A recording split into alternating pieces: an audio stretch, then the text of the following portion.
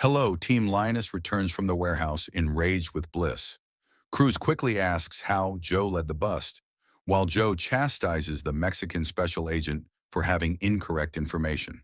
They were seeking drugs, but there are none. There's a growing concern about the youngsters, but no one has an answer.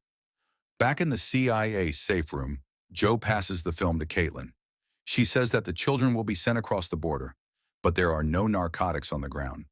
While Joe expresses a desire to rescue them, Caitlin instructs her to leave them behind, citing an attack by a rebel cartel. American hands appear clean, which is what she desires. Joe relays this to the team, who take off. She tells them that it isn't a democracy, implying they are returning to Dallas. Josefina claims this is not what she signed up for and requests to be court-martialed so she may testify against Joe. Kyle questions Joe for allowing the players to establish their own beliefs, so it's up to Cruz to settle the matter.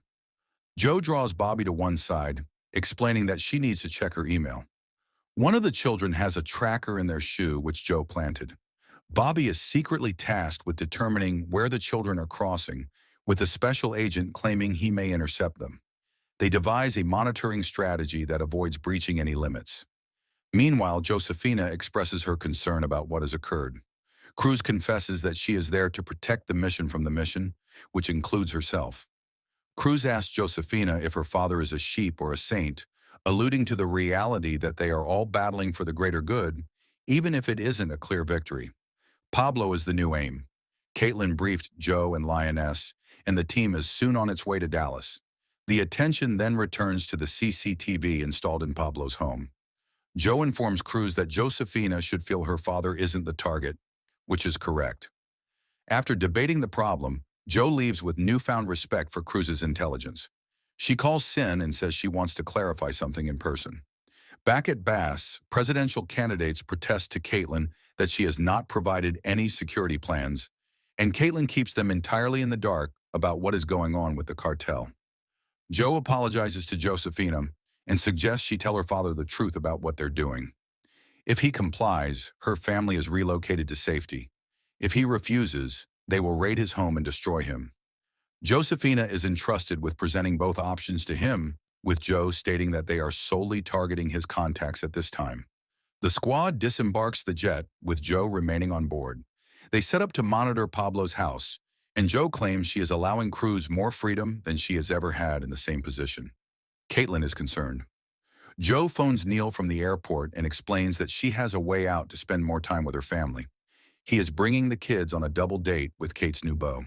Cruz and Josefina arrive at her father's house, and she can barely breathe. Cruz warns her they'll die if she doesn't get it together.